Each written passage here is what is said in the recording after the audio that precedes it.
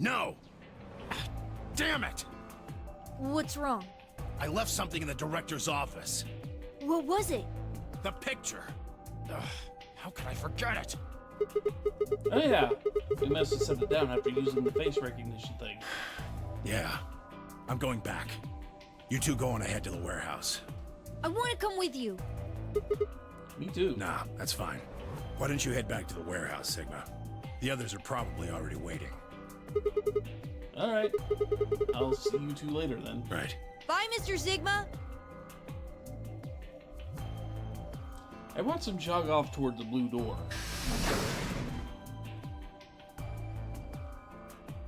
And then they were gone. I guess I should be getting back then.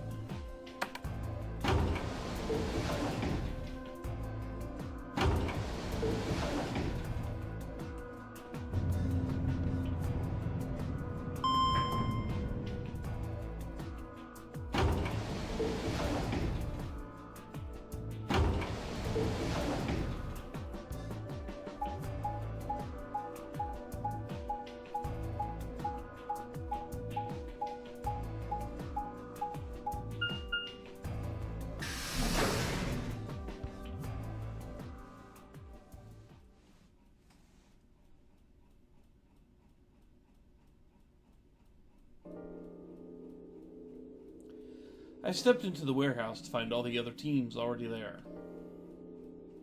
Kay and Luna, Vi and Clover,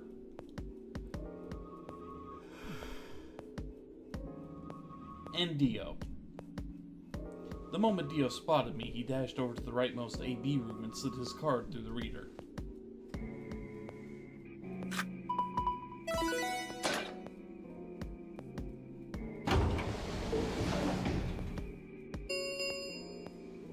An ambidex gate has been opened. He finally waited. 45 minutes remain until ambidex game polling closes.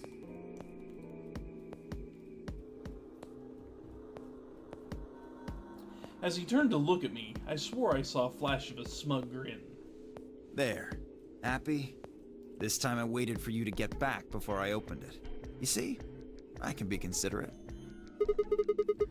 But Tenmyoldy and Quark aren't here. Yeah, where are they? I guess they forgot something back in the room we found.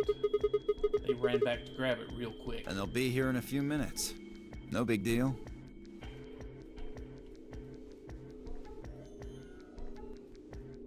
While we waited, we exchanged information about the rooms we'd investigated.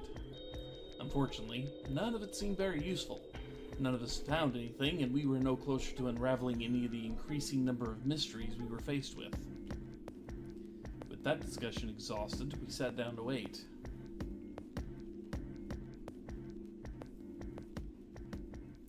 Before long, 20 minutes had passed since Dio opened the door, and Tenmyoldy and Quark were nowhere in sight. Don't you think they're taking a little long? Yes, I'm getting worried. What if something happened to them? I'll go have a look. Then I shall accompany you. Meh, I'll be fine by myself. It's not that far away. Just don't look into the abyss too long, or you might become a monster. That's... I don't think... Okay. Look, I'm just going to the director's office. I'll be right back. No big deal. Alright, see you guys later. I gave a quick goodbye wave and stepped out of the warehouse. Curse you, map!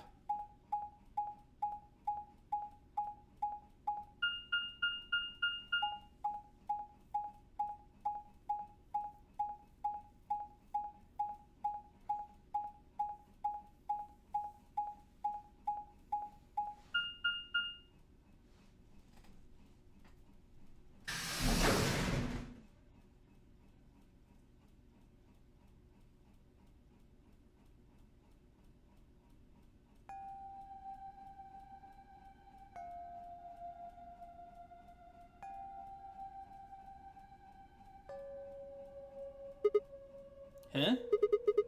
That's odd. There's nobody here. The picture's gone, though. Tenmyoldy Quark must have been here then. I laid out the floor B map. Huh.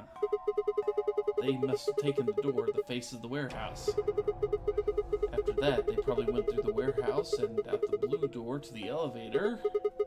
Yeah, that's a much shorter route. On the other hand, I came through the red door, which is kind of the long way around. Huh. Looks like we managed to miss each other perfectly. Ugh. Well, this was a huge waste of time. Shoot. Might as well head back, I suppose. I'd packed up the map and was headed towards the door when... Huh? There was a light on where there hadn't been a light before. What?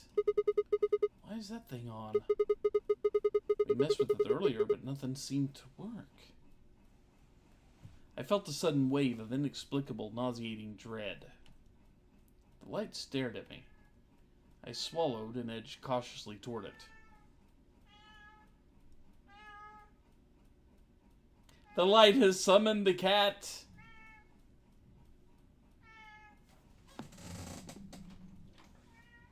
Who has brought a mouse? A little stuffed mouse, for those of you that thought, oh god, real mouse. No, a little stuffed mouse, because cat wants to play. You want to play? You want to play fetch? You're tracking my hand. We can play fetch.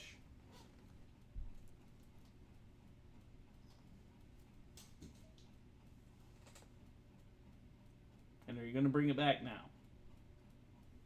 Cat wants to play fetch. Now that isn't nearly big enough to be a sponge monkey.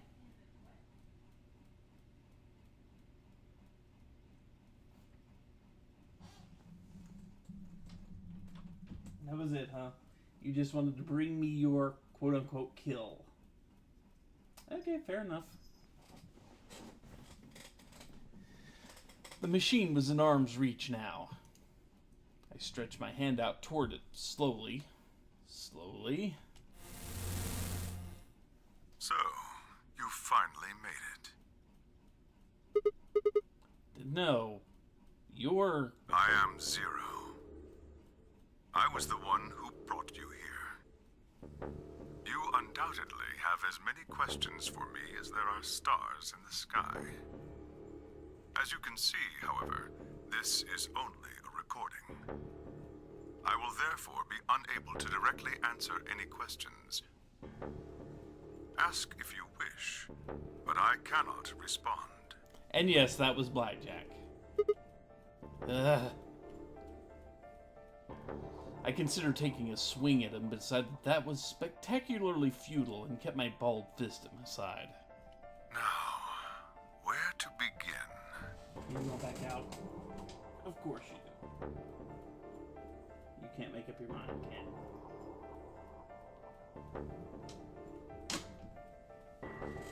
There are many things I wish to tell you, but unfortunately, our time is limited. Yeah, we only got 6 minutes till one in the stream. As such, the information I can provide is also limited. I have chosen two things of great importance to tell you. First, I will tell you about termites. Of all the things you want to talk about, termites are the one you start with. In retrospect, I suppose that's a rather odd thing to say.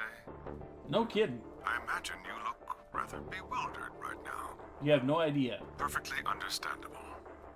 I'm trading words with the recording. God help me. The person who kidnapped you and threatened you with death is lecturing you about insects. I suspect it hardly seems fair. Nonetheless, this is very important. In a way, it will determine your fate. Uh-huh. So I ask that you listen carefully. Okay. Have you ever seen a termite mound? Yes. They are splendid structures. Some might even call them works of art. Insect high-rises, yeah, I get it. Termites are natural architects, and their mounds are both structurally sound and make excellent use of space. So, are they following some sort of plan as they build? Are there termite blueprints detailing which room goes where? No, of course not. Each termite is simply an oblivious cog in a tremendous machine programmed by millions of years of termite DNA. It is doubtful an individual termite has any idea what its contributions are helping to create. But a human does. We can appreciate the elegant forms of their alien cathedrals. We can see the simple beauty of their perfect functionality. We can understand the splendid planning of their structure. In other words, only an intelligence of a higher order can understand the beauty of what the termite builds. Yes, he looks like a space pirate. And he's going to drop massive exposition on us. With insects. Don't forget the insects. Yeah, we want the bunny back for this, man. Why couldn't they let the bunny deliver this? Now, consider humans. Why are we alive? Why do we love and give birth? Why do we create? From where do our cultures spring? There are many theories, but no one knows the truth. We are oblivious cogs in a tremendous machine programmed by millions of years of human DNA. Yeah. So you wanted to loop this back to talk. You wanted to talk about termites to loop it back to humans, and how we are oblivious to whatever we're actually creating, right? No doubt you see now what this analogy is supposed to illustrate. Yes, I mean to say humans are not different from termites. Maybe you like to chew through wood. We trudge through our lives with no greater understanding of our ultimate goal. You might say we don't understand what we're building. Only an intelligence of a higher order than ours can understand what we're doing. Oh god, we're dealing with aliens, aren't we? Imagine how we might look to such an intelligence. We may be building some structure so perfect and elegant, we can't even perceive it. You didn't see the last presidential election, did you? Whatever it is, we've likely been building it on a dimension just above the ones we know since time immemorial. Well, the last presidential election in my timeline. You're a few years ahead in the future, bud. If we are like the termites, then what we've created is almost certainly something of tremendous beauty. Yeah, we need that meme with the guy aliens, you know. We need that here. We really do. Just because it'll actually fit.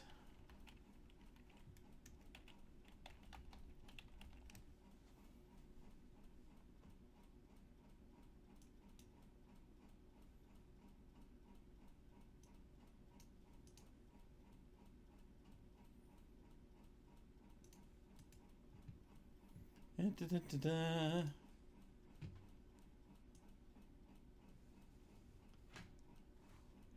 There we go. Think we can replace most of this with that. There we go.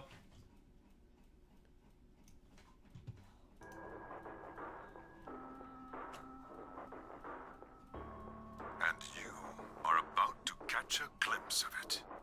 Or have you already? Well, that's enough on that subject, I think. Consider what I've said.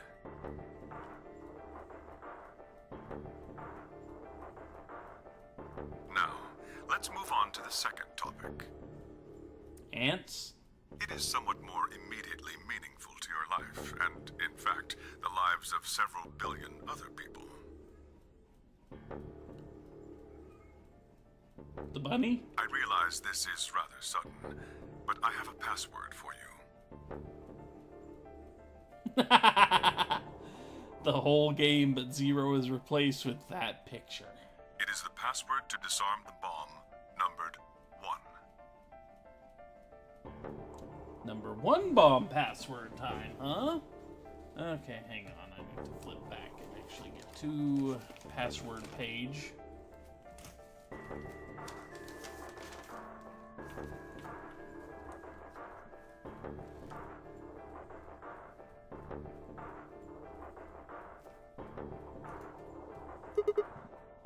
Bomb? Are you ready? I will only say this once, so pay close attention. The password to disarm the number 1 bomb is BQZ RGJ DXR.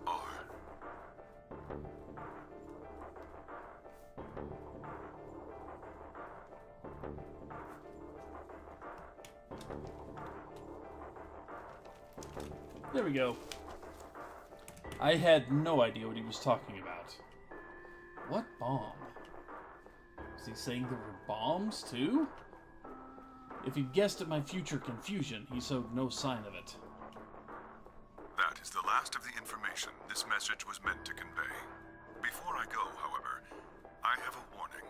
You cannot tell any of your companions what you heard or saw here. If you do, you will be penalized immediately. I hope we will meet again someday.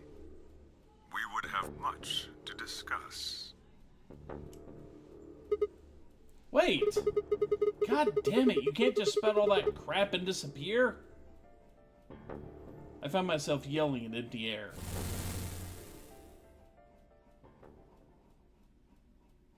The hologram had disappeared. Yeah, what's it? Just about, yeah, we're awfully close to this. We're not far off. We really aren't. What kind of an idiot does he take me for? Termites? Other dimensions? How could that have anything to do with kidnapping us? Shit. I kicked out at a nearby shelf. 10 minutes remain until Ambidex game polling closes. All players, please enter your votes. If no vote is recorded before the deadline has passed, any non-voting parties will automatically ally. Yeah, crap. I need to get back. Not like there's any point staying here. I spun around and ran out of the room towards the warehouse.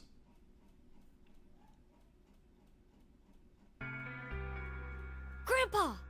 Look! Mr. Sigma's back! Took you long enough.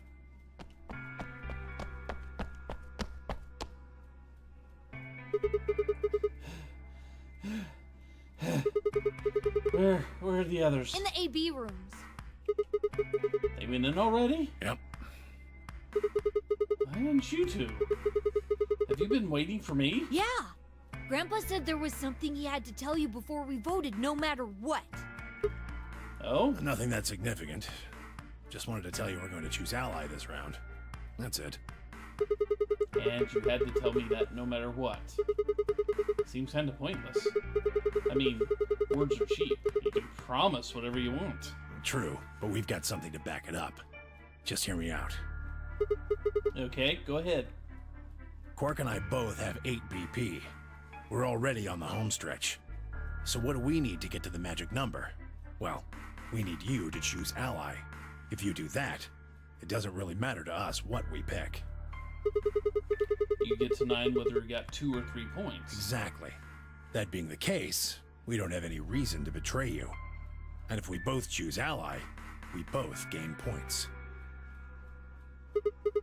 True, but you must have considered that I'll choose betray. That would mean you choose betray to protect yourselves. But that's why we're telling you we won't choose betray. Mm-hmm. Can I trust you? Of course. Alright, tell me one thing. Let's say we do this in both ally, everybody gets 2 hat points and a warm, fuzzy feeling. That means you and Quark will have enough to leave, which is great for you, but I'll be stuck with a measly 5. How do I know you aren't going to just open the number 9 door and leave us in the lurch? I can guarantee it. How? I can give you my word. I will not open the number 9 door, even if I have enough points to do so. I swear it. We aren't going to abandon everybody else just so we can escape. This timeline, huh? I remember another timeline. I swear too. I promise. Man. So all you got is a promise, huh? When I make a promise, I keep it. Trust me. Please! You've got to trust us!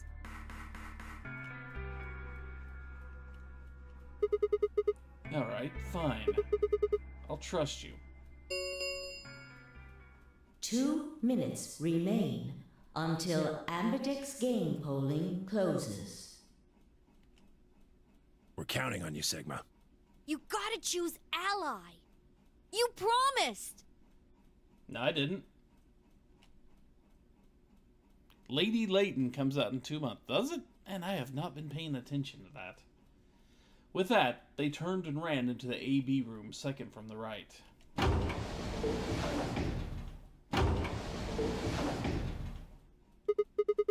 Hell, guess I should get moving.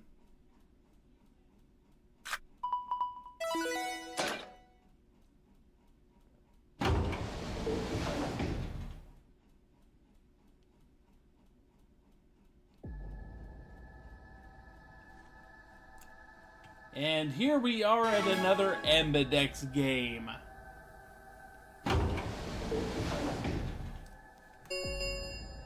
You know what that means. 1 minute remains until Ambidex game We're about to have the polling longest closes. minute in the game. Or longest second, one of the two. You know. I had a decision to make. By which we mean the chat has a decision to make.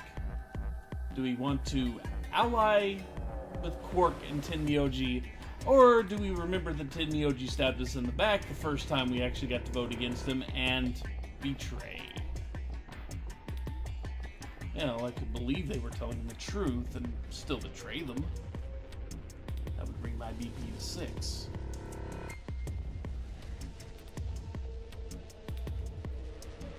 I'd be that much closer to 9. And choosing betray would guarantee that they wouldn't try and escape without the rest of us. Betrayal seemed like the safe bet, but... Please! You've got to trust us! You've got to choose ally! You promised! Tenmyoldy I could betray easily enough, but Quark? What the hell was I gonna do? 10 seconds remain until Ambidex game polling closes. 9, 8, 7, 6, 5, 4, 3, 2, 1. Yep, we have 2 votes for ally, and I believe I only have 3 people watching. I have 4. But we got 2 votes for ally, and, well, that's halfway, and they got there first. So anyway.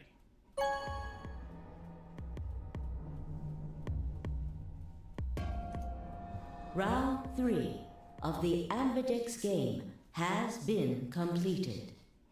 Results will be displayed in the warehouse. Also the fact we don't have any more escape rooms we have to deal with. If they did stick around, all we would have to do is keep playing the Ambidex game until everybody had enough points, since we don't have any more escape rooms to go through on this path.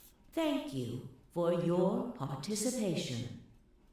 Ambidex gates now opening.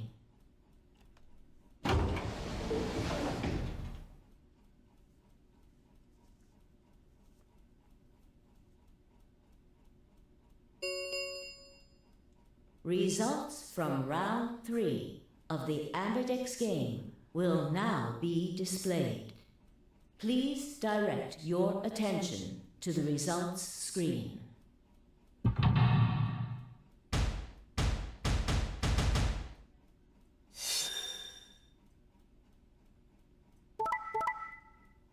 Of course. Of course.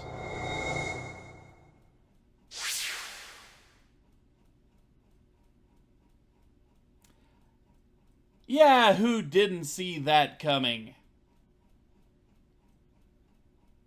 Points have been assigned or subtracted accordingly.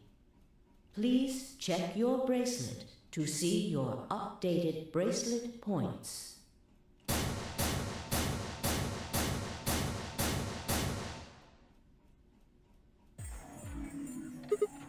Hey! What the hell, guys?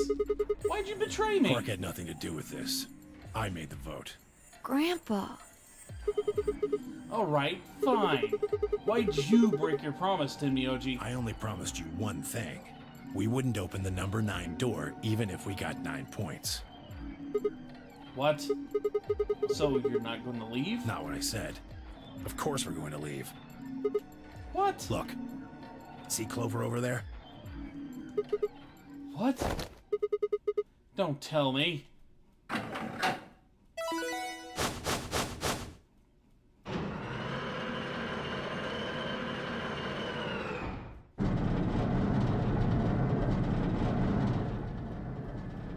Oh no. Jeez. That bitch! Wait. Quark and Tenmyoldy have... The words were barely out of her mouth when Tenmyoldy and Quark ran past. No! God damn it!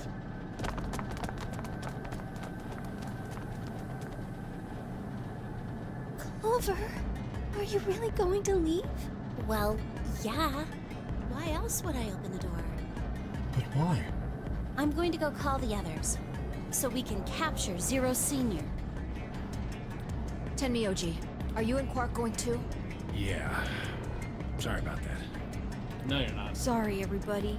You might actually be. So Sigma, happy? I kept my promise. I'm a deckyan. Clover opened the door, not me. Like hell I'm happy. That's some shady shit, Tenmyoldy. You say so. I have to get out of here, and that's that. He's got to pay for what he's done. He? Zero. You mean you know who Zero Senior is? Yeah. No point keeping it a secret now, I suppose. I know exactly who Zero Senior is. What?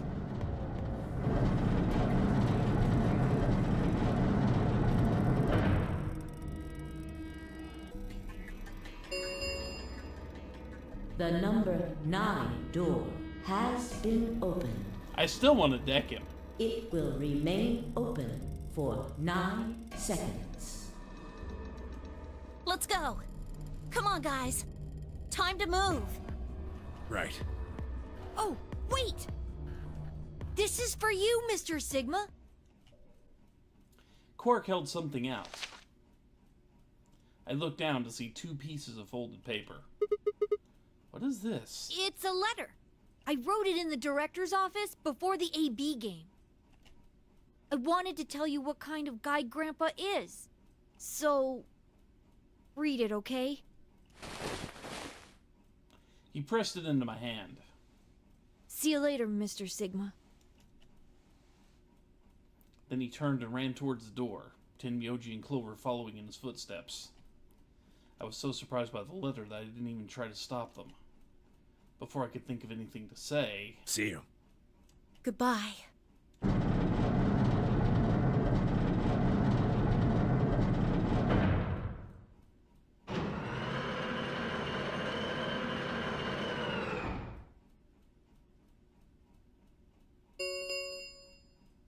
The number 9 door has closed. This ends the nonary game. Thank you for your participation. Very much. Yeah, well, all that's inside the letter, a drawing of a middle finger. As the Yes. game is over, all doors other than the number 9 door have been unlocked. Escape is not possible. Please enjoy your stay.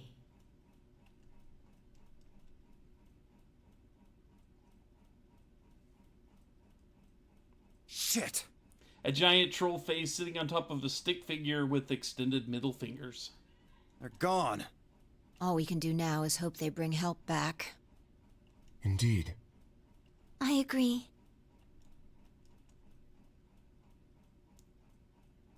I looked down at Quark's letter and slowly unfolded it. His handwriting was still slightly uneven, but he'd filled both pages with writing. I began to read. It was a really stormy day when he found me. He said the rain was coming down so hard it almost hurt, but somehow he'd managed to hear a baby crying. I guess I must have been crying pretty loud. He took me home and did his best to raise me, but he'd never been married or had a kid before, so I think it was really hard for him. He couldn't figure out how to mix the formula, so he was always carrying the directions around with him. Also, I guess I was a pretty picky eater, so if he didn't get the water to formula ratio just right, I wouldn't eat it. I was kind of a pain, huh? But he didn't give up, and now here I am. When he found me, I was really, really small, and he was worried that I might not make it. That's why he named me Quark. A quark is a really, really small thing, and I was really, really small, too. Grandpa didn't need to worry, though, because it turned out I was pretty tough. When I was 1, he forgot I was sleeping in the bed of his truck and drove off. I rolled out and went off the back, but didn't even get scratched. I started walking when I was 2, and when he wasn't looking, I fell down the stairs. I didn't get hurt then either. My hat protected me. When I was 3, I got really sick.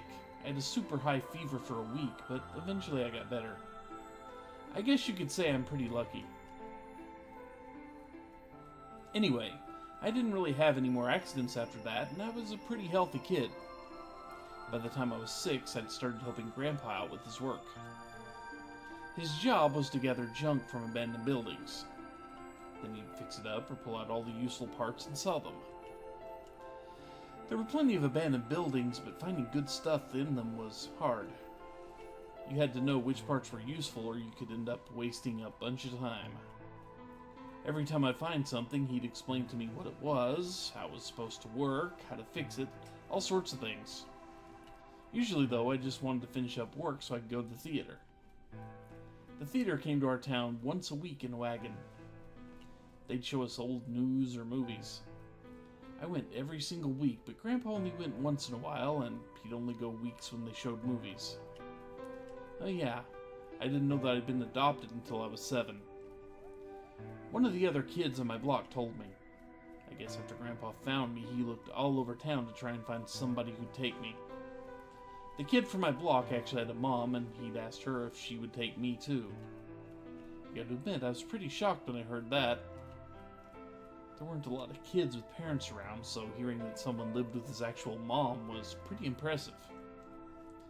I was also kind of surprised that Grandpa tried to get someone else to take me.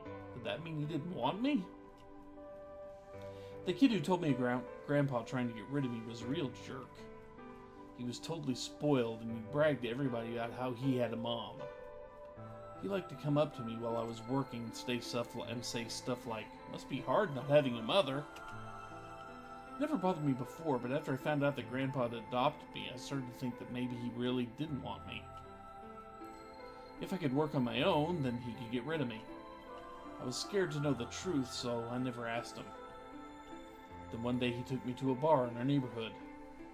During the day, of course. He went there sometimes to drink scotch, but I'd never gone before. When we got in, he just walked up to the counter with that grumpy look he has, and I thought, oh no, he's going to make me work here, but I was wrong. I saw him pass something to the bartender, and then he picked me up and set me down on the stool next to the counter. The stool was pretty high, especially for a 7-year-old kid, and my legs just dangled off of it. It seemed really, really high to me, and I was pretty nervous. Eventually, the bartender came back over with a glass of scotch and another big glass full of something else. As I looked closer, I realized that the second glass was full of some sort of brown liquid with a scoop of ice cream in it. It took me a minute to realize what it was. A root beer float. I'd never seen one before. I was so surprised. Root beer was even more expensive than the nicest alcohol in the bar. To me and the other kids, it seemed more like an urban legend than a real drink. But there it was, right in front of me. I stared at the float, still wasn't sure it was real at that point, and then I turned to look at Grandpa. He looked back at me. I didn't know what to do, so I turned to the bartender. He'd already turned around and moved off, though, so I figured he must have put the glass down in front of me on purpose. It still didn't seem like it could be real, and I was just staring at it when Grandpa told me to hurry up and drink it before the ice cream melted. His gruff voice sounded like an angel's. "Is this really mine?" He nodded. Words can't describe how awesome it was. I'd never tasted anything like root beer before. The creamy sweetness of the ice cream made my entire head feel light. I felt like the luckiest boy in the whole world. It's not an exaggeration, I really thought that. The root beer float was delicious, but what made me even happier was Grandpa. When I looked over at him, he was smiling. I know that's got to be hard for you to imagine, but he really was. Right then, I didn't care whether he just found me and adopted me or not. He bought me a root beer float. That made me way luckier than some kid who had a mother but had never tasted root beer. Of course, after we left the bar, he was the first kid I bragged to. So Grandpa and I were doing pretty good, until the fight. I was in a super bad mood that day. I'd torn one of my shoes that morning and some old drunk guy had yelled at me. All the junk I'd found was totally useless. The day was almost over and I was fed up, so I just grabbed some random trash and took it back to the house. When I showed what I found to Grandpa, he frowned. He started going through each thing I'd brought back, explaining why they were all useless. I got really mad and just yelled, "I don't care!" Then he got mad, and I couldn't take it anymore, so I ran away. I was pretty upset, and I started thinking that maybe Grandpa had only adopted me so he could raise me to work and make money for him. After a while, I went and hid in an abandoned building, but by then I'd started to calm down and think that maybe I should go back and apologize. It had started raining pretty hard, though, and I decided I should wait for it to stop. But that was just an excuse. The truth is that I was nervous. Part of me knew I'd done something wrong, but I didn't want to admit it. The rain didn't stop, though, so I just sat there staring out at the gloomy gray sky. I imagined Grandpa coming to get me. It kept raining all night, and he never showed up. I gave up waiting and decided it was time to go home. I was about halfway there when I'd heard somebody groaning. At first, I thought I should just ignore it and not get involved, but I went over anyway, and it was Grandpa. He was totally soaked, and I could tell right away that he'd been there for a really long time. I yelled, and he opened his eyes a little bit. He smiled weakly and said he was glad I was safe. He'd spent all night out in the rain looking for me. I felt awful.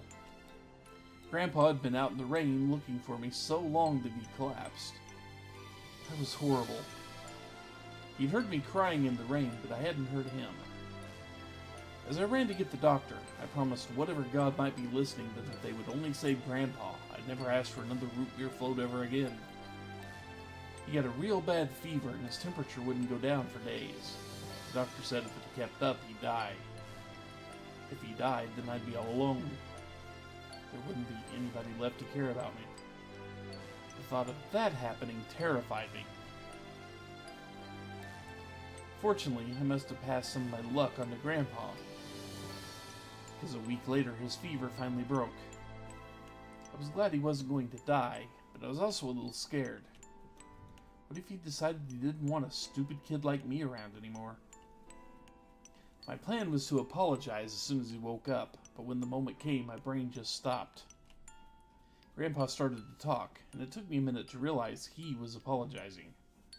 I didn't know what to think. He explained that he was an old man. That meant he was probably going to die sooner rather than later. He was strict with me because he wanted to make sure I'd be able to make it on my own after he was gone. But maybe he'd been a little too strict. All of the things I'd worried about had been stupid and selfish. Grandpa cared about me a whole lot. He'd been worried when I ran off, and he'd gone out in the rain to look for me. I tried to apologize, but when I opened my mouth, I just started crying. I don't think I've cried that much since I was a baby. But he just smiled and patted my head. I asked him if he'd ever regretted adopting me. His eyes got all wide and said, "Of course not." He told me that he was looking for a really important lady, and because of that, he'd had to give up on pretty much everything else in his life. But when he took me in and started raising me, he felt like he'd gotten some of what he lost back. That was when I decided I'd stay with him forever. Even if he said I couldn't.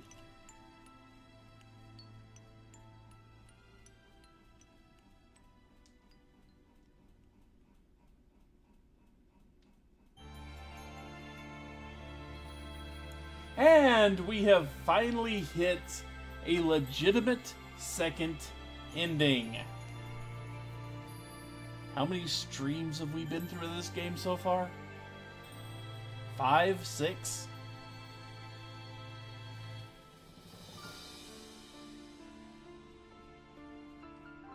So I'd say let's just enjoy the cast roll, but we are going to start seeing this a lot more frequently than we have in the past because there's not a ton of game left. Not really.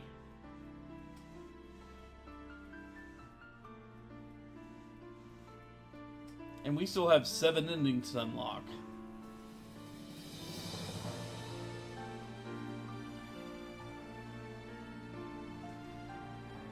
But we have learned pretty much the entirety of Quark's backstory here now. So we know everything we really need to know about Dio, and we know everything we need to know about Quark.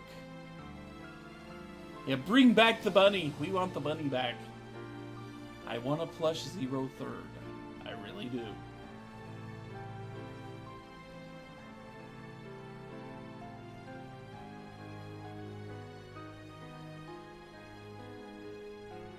Said I would really like to have some Build-A-Bear versions of Zero the Third, Monokuma, Monami, all those people.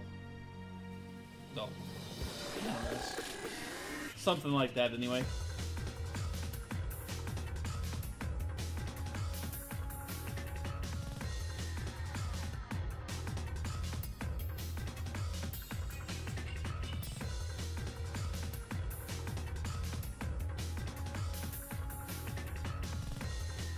The sponge monkeys are not evil.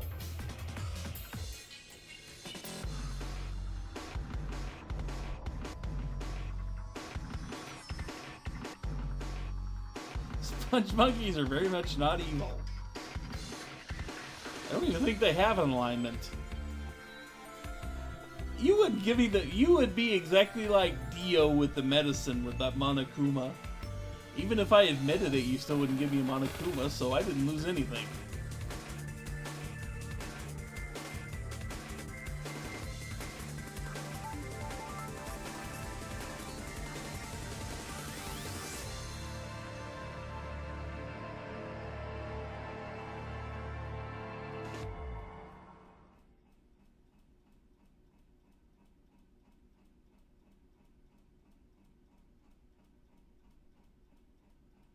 In Root Beer Veritas. Achievement unlocked.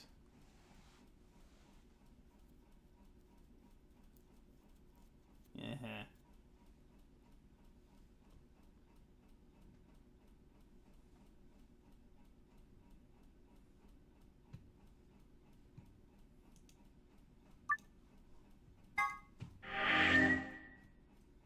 And ending number 4 unlocked. Nope, technically that's not the Quark ending. Even though we did learn everything about Quark there, and we didn't learn everything about Tenmyoldy.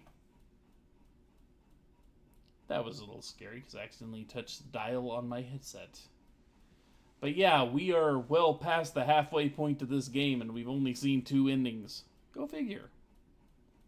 So anyway, yes, I went into extended streaming bits to get to that ending since we were, right freaking there. But this does mean I'm at a stopping point. A very definite stopping point.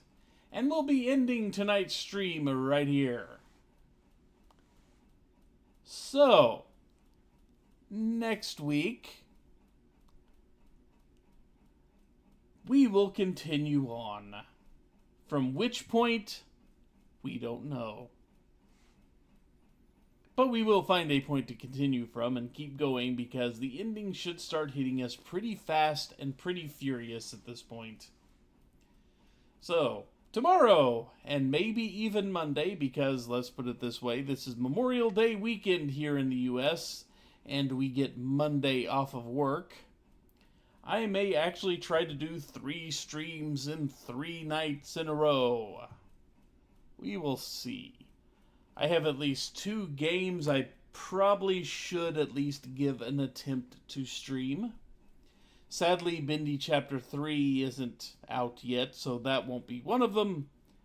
But one of them was a gift from someone who asked me maybe if I could stream it, and I've just kind of forgot about that and put it off for far too long. The other one, another game that seems like it kind of fits streaming.